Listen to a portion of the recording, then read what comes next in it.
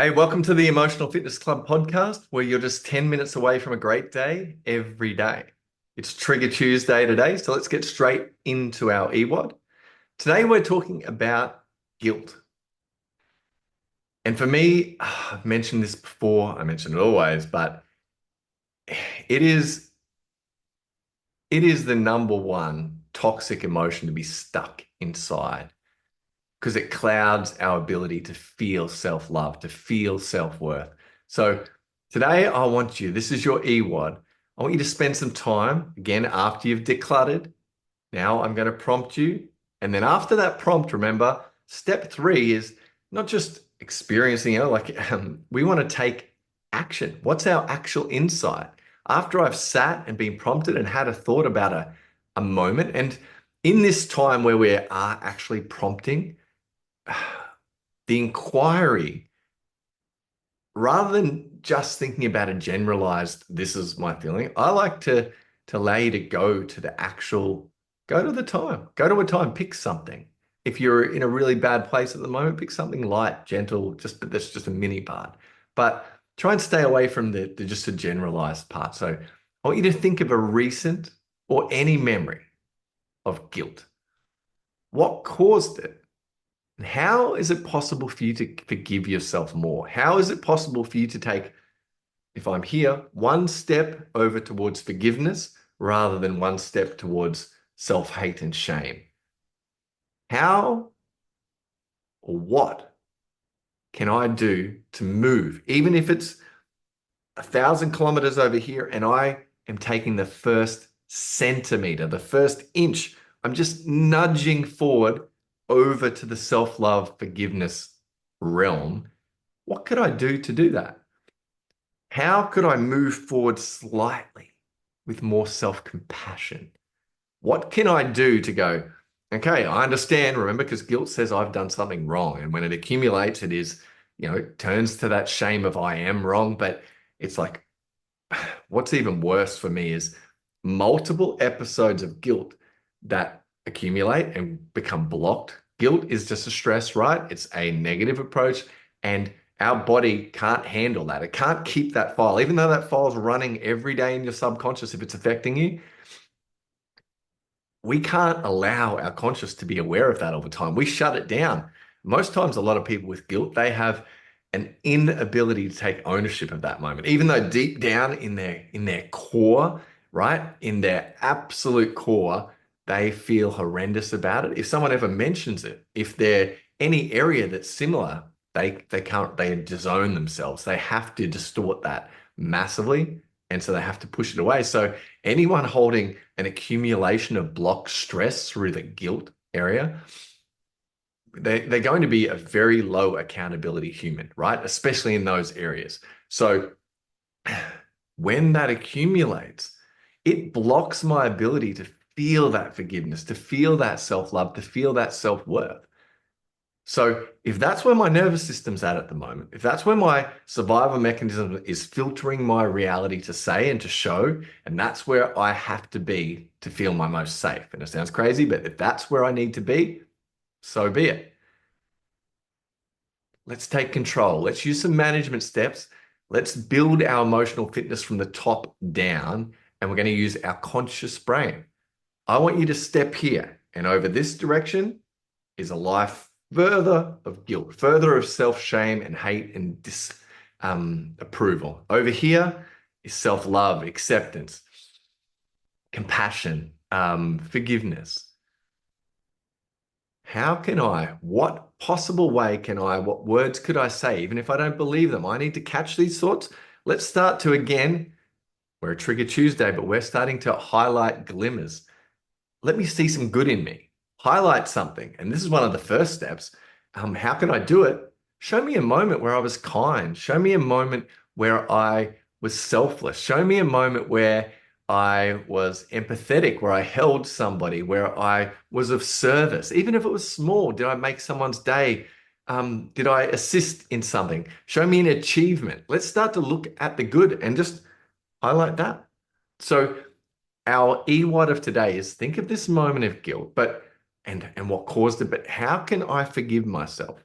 First step, if I'm like, it's impossible to forgive myself for this, which that's very common for our survival mechanism, our ego, our negative parent, through trying to protect us. It's like, I want you to be better, so I'm never going to let you forgive this, right? It's front and center, and we're also never going to mention it. We're never going to show it, because if anyone knows this about us, they will hate us. They will never be friends with us because this is disgusting, right? Every client I've ever had has had one, two, multiple things inside that they disown, and they only bring it out as we become and help their nervous system become more and more safe. To begin with, not a chance. They'll look at you, and it's not they're lying, they just cannot share it to begin with, right? And then as we get more safe and we get to a greater place of self-love, all of a sudden they might share a new file that's, sometimes the subconscious has blocked it from them for many, many years, and they're not aware of it. Sometimes they are aware of it, but they're just not willing to share it. And then they'll share this one. I'll be like, okay, now I think they've given me everything. And then it'll be another 3 weeks, and all of a sudden we get to a new layer of confidence, of self-worth, of self, and they go, oh, by the way, I did this, or I didn't do this, or yeah, it's pretty crazy, right? Uh, One of the best examples of this is working with a very elderly man, or very elderly, around the 70-year-old mark. And again, one of the best strategies of the subconscious is to go, this is too painful. This is too shameful. This is too unforgivable. I'm going to block it out, right? This is how again, you've heard me say this a lot, and it triggers a lot of people, but nothing, our disease, our subconscious, our body, our intuitive, it goes, this is too distressing, block it out. So every disease we're suffering from, every symptom, everything is there to help us. And it comes from when we're not safe inside. So what a great strategy, right? If this is too painful, oh, my memory's gone. I don't even have it there. If whole existence is too painful, why don't I create another personality? If it's not safe for me to feel these emotions right here, I need to be able to distract myself incredibly. There you go. That's one potential strategy for all these crazy ADHD diagnoses, right? I mean, just even recently, I've had in the last 5 months, two lifelong ADHD sufferers, Ritalin for many, many years, one close to 40, one close to 30, both of them within under 10 weeks, no ADHD anymore, nothing, because it only comes from this unsafe nervous system, this heightened, and obviously we've used some different genetics and supplements, etc., but it comes from being unsafe in ourselves. Anyway, back to our focus. I get distracted sometimes. Think of a recent moment of guilt. What caused it, and how can you move forward ever so slightly over here to forgive yourself, to move in the direction of self-compassion, self-forgiveness? And again, as if this is where we went on this tangent, if your subconscious is like, there is no way, there's nothing in this behavior that we can forgive, then I want you to just highlight something that you've done that's, something that would inspire you in others, right? Even if it was a moment of kindness, um, uh, something of non-self-interest, of service, of something where you're like, yeah, that was good. That's a good person right there, because you are a good person. Yeah, you are one. Again, it doesn't matter where I've had clients as well, where they've been, what they've done. They've only ever done these things out.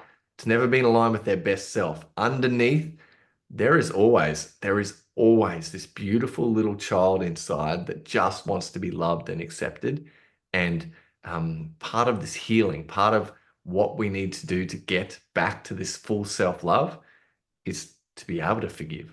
And once that happens, this real person comes out again. And these behaviors, these toxic, terrible behaviors, they stop because they actually never wanted to do them at all. They were just a protection mechanism. So anyway,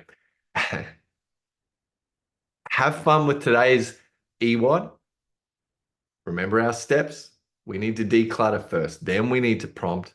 And always, always, this is where the Emotional Fitness Club, when we launch on November 6th, is really going to help you, is taking action and getting that insight that changes our life.